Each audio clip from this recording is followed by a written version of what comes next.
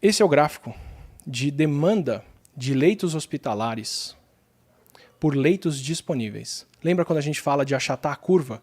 Que a ideia é diminuir o número total de casos ou atrasar os casos para ter tempo do sistema de saúde dar conta de atender todas as pessoas?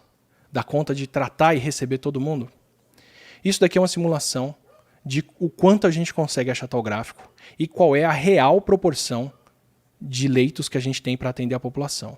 No vídeo em que eu falo de que a gente devia ter um afastamento social para reduzir o número de casos, para atrasar os casos, para dar tempo de todo mundo ser atendido por médicos, eu estava assumindo que o pico de pessoas infectadas pelo coronavírus era próximo do número de leitos disponíveis. Essa é a distribuição real do número de leitos para essa aqui, ó, essa linha vermelha aqui, ó. É a proporção do número de leitos para americanos e ingleses. E isso aqui é a curva epidemiológica. Isso aqui é o quanto a gente espera que a curva passe do número de leitos nesses países.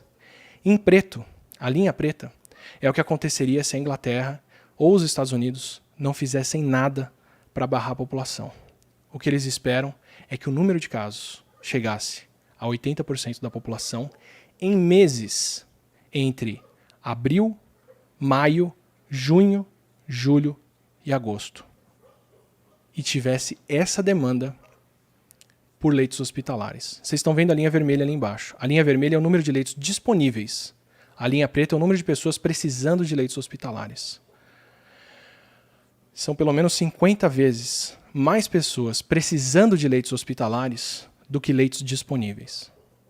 Ou seja, o que a gente está vendo na Itália não é nada perto do que pode ser o coronavírus se o país não fizer nada. Felizmente a gente está fazendo, felizmente todos os países estão fazendo. Até agora a gente não conhece nenhum país que está tomando a atitude. Essa realidade preta não existe. Não tem nenhum país seguindo isso. Mas se não fizessem nada, era isso que se esperava.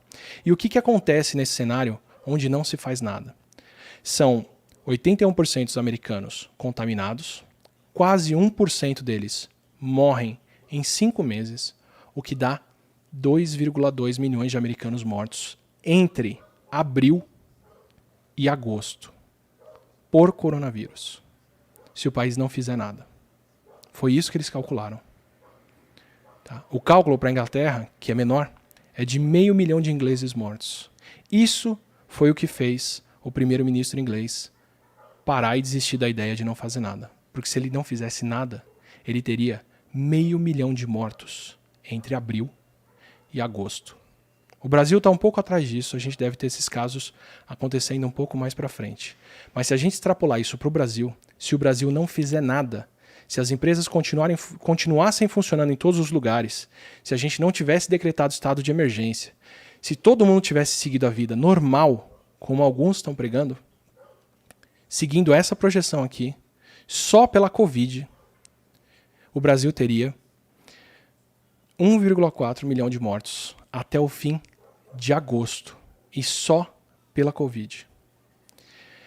Essas pessoas que estão precisando de leito vão ocupar os leitos do hospital, e aí quem não tem leito vai ter que ficar em casa, não vai ter acesso a respirador, não vai ter acesso a oxigênio, porque o coronavírus destrói o sistema respiratório e a pessoa precisa de alguma coisa para ajudar ela a respirar. Então ele faz as duas coisas, ele destrói a pele do pulmão, que faz a respiração, e ele enche o pulmão de água e depois de sangue, e a pessoa não consegue respirar. Por isso que a gente precisa ou de oxigênio no nariz, ou de aparelho respiratório, que é a UTI, ou de membrana para troca de oxigênio, que é raríssima e só está disponível em poucos leitos em qualquer país.